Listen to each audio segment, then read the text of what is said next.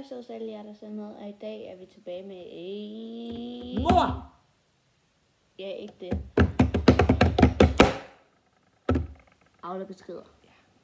Og vi har lige diskuteret, hvem af os, der skal være i fokus. Ej, stop. Nå, jeg har Aula-beskeder her. Hvad for en skal det være? Jeg kan aldrig stille, så finde ud af, hvor jeg skal kigge hen. Mobilfri skole, den lyder sjov. Og det kan jeg så ikke lige, hvor har du fundet den? Okay, og vi gør som vi plejer. Er det dernede, jeg skal kigge? Nej, det er der. Det er der. Jeg kan aldrig finde ud af det. Jeg læser op. Oprettet af Julie Bang, klasselærer.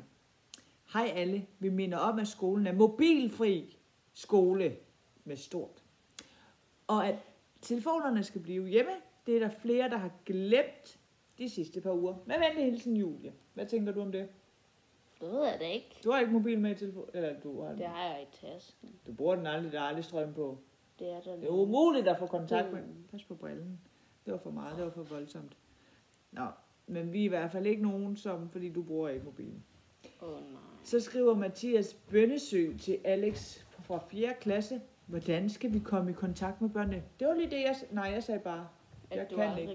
Jeg kan ikke komme. Men det er fordi, hvis man nu skal hjem til nogen eller sådan noget, I skal ikke tage det der. Men hvordan skal man så det, Julie? Hvad? Jamen, man kan jo snakke med pædagogerne, det siger jo sig selv. Stille. Nå, men Laura Egebjerg, hun er mor til Kato fra 4. klasse, hun skriver, hej Julie. Kato ringer hver dag, når han går fra skole til klub, og også når han går fra klub til hjem. Så det er Bjergbanken? Ja. Og også hvis han skal til legeaftale, og når han går hjem fra legeaftale, eller hvis han lige skal forbi McDonald's, eller Joe and the Juice, og vi har givet ham lov til at have den med i tasken, så længe den er på lydløs. Og jeg vil også have Joe and the Juice nu, mor. Nu er det ikke det handler om. Laura skal slappe lidt af, fordi jeg tror, Kato på 4A, han er jo på alder med dig, du går i 4. Han skal i McDonald's og Joe and the Juice, åbenbart. Jeg vil også have Joe and the Juice. Det er et sindssygt samfund, hvor vi overvåger vores børn alle steder. Skriv, når du går. Dengang jeg var barn, der var vi bare Nu væk. skal du ikke være totalt meget forældre. Så skriver Anders Carlsen, han har Clara Maj fra 4A. Gælder mobilfri skole. Alle slags mobiler. Nokia. Ja, Anders. Der er en fra min klasse, der havde en Nokia. Sådan. Nokia? Ej, Jeg kaldte det Nokia. Nokia? Ungdom nu til dags. Nå, men Cecilie Jensen, hun har Uma på 4A. Jeg er chokeret over jeres manglende opbakning. Vi er nogen i forældrebestyrelsen, der har arbejdet virkelig længe på det her. Udråbstegn. Jeg sender jer lige et par artikler og en podcast om emnet. Altså mobilfri. Rolig, Cecilie. Så skriver Mads til Tristan, 4A, far til Tristan. Er det ikke lidt hysterisk? Kan de ikke bare ligge i tasken, til de får fri, spørgsmålstegn? Og det tænker jeg da måske også. Men det kan børn ikke finde ud af. Jo, det gør vi altid. Du kan ikke engang finde ud af at oplade din telefon, fordi du ikke bruger den. Hvad gør vi så, når du skal fra mor til far, fra far til mor? Vi skriver sammen mor og far, fordi det er næste mulighed, vi skriver aldrig sammen. Jeg cykler bare hjem til den, jeg skal hjem til. Det skriver jeg sammen med eksmanden. Nå, nu er Cecilie mor til Uma på igen. Mobil er den direkte årsag til, at vores børn bliver deprimeret, så nej. Deprimeret, oh my god, du lyder som den ældste i verden. Cecilie Jensen. Men det var ret, jeg er faktisk lidt småt depressiv, fordi jeg glor ind i en skærm hele tiden, og det gør vi. Du er ikke en af de mødre, der er sådan, kan du høre mig nu, skat? Nej. Kan du se mor? FaceTime. Så har vi Mads på Tristan 4A igen. Lyder lidt voldsomt, synes jeg. Tristan kan fint selv styre det, så han må godt. Så må I jo selv sætte andre regler for Uma, hvis det er. Så han må godt. Ja, jeg tænker, ingen børn kan styre det. Jeg burde sætte klare regler for dig. Det kan jeg da sagt. Ej, du kan da ej. Hvad taler du da Du kan ikke styre det. Du har da et overforbrug af skærm. Jeg ville da blive lagt... Nå, jeg troede du mente sådan, når du biler i skolen. Ja, det kan du sagtens styre.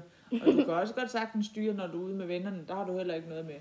Så panikker jeg. Det er derfor, hver gang jeg kommer hjem, så er det tit 5:00 eller sådan noget, så er jeg bare det mindste skærmtid i hele verden på den dag. Ja, men så jeg kun lige har om morgenen, så går jeg i skole, og så skal jeg hjem til en eller anden, og så kommer jeg hjem. Så er problemet bare, at mor så har ringet 4 gange til din ven for at sige, hvornår kommer du hjem, fordi moren her panikker. Men jeg synes jo, det er fedt, du ikke har din med hele tiden. Nå, vi er ikke færdige nu. Nikki, far til Freja. Freja bruger sin mobil som lommeregner, så jeg har sagt, at hun må tage den med, men kun tage den op i matematiktimerne. Tommel op. Så har vi ligesom certificeret, at Nick ligesom bare har sagt, hun kan bare bruge den som en lommeregner. Det må vi da ikke. Sanne Eriksen, hun har Maximilian fra Maximilian, det er et smukt navn. Maximilian bruger også sin som ordbog i engelsk. Ordbog? Så har vi også sagt, at han må tage den op i matematik og engelsk. Okay, jeg tænker ikke, at hvad skal man bruge en ordbog? Du skal overhovedet ikke tage din telefon op. Vi må heller ikke bruge den i matematik. Vi har faktisk rigtige lommeregner i skolen. Hold your horses, kan man stadigvæk bruge rigtige lommeregner. Hvem var det, der sagde det? Nick og Sanne, der findes rigtige lommeregner. Nå, det var det. Nå. Hvad tænker vi om de forældre? Vi kan jo godt blive enige om, at mange Hvorfor tager vi altid kun én, mor? Det føles lidt for langt. Så skal du sige part 2 i en ny video. Det er virkelig dårlig smag, mor.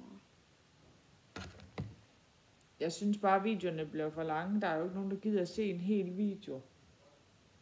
Så må de da bare. Fravær. Okay, fravær. Oprettet af Karina Andersen, klasselærer 6. A. Hej alle. Denne uge er der ret mange børn, der har været fraværende. Jeg minder om, at hvis I holder forlænget sommerferie, skal I meddele det til lærerteamet. Og hvis det er mere end 3 dages fravær, også til skolesekretæren. Med venlig hilsen, Karina. Så skriver Josefine Hilde, hun har mor til Agnes fra 6. A. Hej Karina. Agnes holder fri denne uge og næste, da vi fandt en rigtig fed afbudsrejse, og vejret har jo ærligt talt været lidt skuffende herhjemme. Så vi synes også, det er lidt synd, at hun næsten ikke har været på stranden. Trist smiley. Hun er tilbage om 1,5 uge. What the fuck, Josefine? What the fuck? Ja, hvis jeg vil også gerne have ferie i skolen, i stedet for i sommerferien. Altså, det er da dumt at gøre det i sommerferien.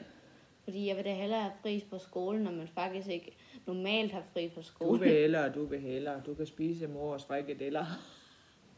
Jeg har faktisk lyst til, mor. Lave lige nogen. Jeg gider ikke lave dem nu, men vi får i morgen måske. Måske. Jeg har egentlig handlet, vi skal have mørbrødgrød. Det kan I godt lide. Nu holder vi fokus på fravær. Rasmus Knudsen, Sejers far. Hej Karina. Sejer føler sig ikke helt klar til skole endnu. Vi regner med, at han kommer mandag. Hvad fanden? Det vil være der er jo aldrig nogen, der er klar til at gå i skole. Det vil være sej, hvis man sagde, Sejer fik en sejr. Ja, den lader vi lige hænge lidt, så kan vi jo se. Ja, det vil jeg bare sige. Liv Alma, det er Michaela, der skriver her. Liv Alma kommer ikke i skole, fordi hun skal passe sin lillebror. Det kan man da ikke. Det er da forældrenes job. Ja, det vil jeg også mene. Men han er en barnepige. Det kan i hvert fald aldrig blive en storesøster stop. Der tror jeg lige, vi skal have en 50'er smidt ind fra kommunen af. Det er en forældre. Du sagde job. Du sagde job. Nej, det har jeg aldrig sagt. Sandy, hun melder også på banen her. Hun er mor til Elton. Elton har sidste dag på mandag, da han har fået job på fabrikken i nabobyen. Det er 6. klasse, hold da. Hvor gammel er man af 6. Er man ikke sådan 12 eller sådan noget? Eller bliver man ikke 12? 12-13 år, jo, tror jeg. Det er for tidligt. Det var ligesom dengang min far var barn. Der var jeg ude at tjene som 13-årig. Shut up, far. Han død, så det kan man jo ikke sige. Nå, Elton har sidste dag på mandag, da han har fået job på fabrikken i nabobyen. Han vil gerne dele kage ud på hans sidste dag. Så hvis I kan finde tid til det i den sidste time, vil det være rigtig fint. Tommel op. Sidste dag i skole, eller hvad? Jeg ved ikke, det er jo crazy. Sidste dag i skole, i 6. Jeg tror faktisk, de her aflebeskeder er ægte aflebeskeder. Det er ikke bare det sådan er det. Det er jo endnu mere crazy, at folk skriver sådan, det er jo, hvad er... Ej, måske skulle jeg læse nogle af mine op, jeg har skrevet til jeres klasselærer. Jeg er måske lige så crazy. Ej, er du? Det håber jeg da ikke. Dem har jeg da aldrig hørt. Nej, det skal vi aldrig læse højt. Part 2. Nå, Line, vi er slet ikke færdige med dem her nu. Line skriver, fordi Mio, mor til Mio har også. Var ærgerligt. Mio er ellers rigtig glad for Elton. Vi håber, at han bliver glad for fabrikken. Krydsfinger. Pas. PS, husk, Milo ikke kan tåle gluten. Nå, det var lige en bestilling til kagen. Nå ja. Kirsten Ødegård, Molly. Molly kan desværre heller ikke komme i skole, for hun er blevet gift denne sommer. Det må Gift? være det er en joke. Det er jo en fucking joke. Det er jo en Hun er joke. blevet gift den her sommer. Så skriver Anders, stort tillykke til Molly. Ellen kommer heller ikke i skole mere. Hun er blevet gravid. Vi sørger for at komme forbi med biblioteksbøgerne og tømme hendes garderobe en af de kommende dage. Okay, Anders og Christine, de begynder Hun er at lave... blevet gift. Altså, hun er blevet gravid. Ej, de laver jokes nu, og det er jo sjovt. Det er sådan, jeg vil gøre også. Men problemet er, at nogen måske tror på det. Hej Karina. Det er Heidi, der nu skriver, at hun er mor til Storm. Storm har desværre ikke mulighed for at komme i skole disse dage, da han stadig arbejder i marken. Vi håber på, at han kommer til efteråret, eller måske op til jul. Så hvis I begynder at planlægge nisseleje, vil vi gerne med på tråden. Jeg begynder at tro, at ikke alt passer nu. Ej, det virker for urealistisk. Var det den sidste? Det var den sidste. Nå, okay, så vil vi... Mor, du skal lave en outro med mig nu. En hvad? Outro. Outro. Det må være en intro. Out. Bare... Så vi vil bare sige bye bye, og ses i næste video. Hey, hvis I har fulgt med til det sidste her, hvilket jeg jo ikke tror, I har, så giv lige et like eller en tommel Og op. subscribe. Ja, subscribe, det kan jeg ikke udtale. Men giv Du kan lige... også bare sige abonner. Abonner. Men giv lige en melding på, om I overhovedet gider at se 11 minutters lang video. Så laver jeg frikadeller. Mors frikadeller. Ja, Hey, det var en god outcome. Hej, ses næste video, hvornår det nu bliver. Husk at like og subscribe og alt det der halløjsovs. Hej.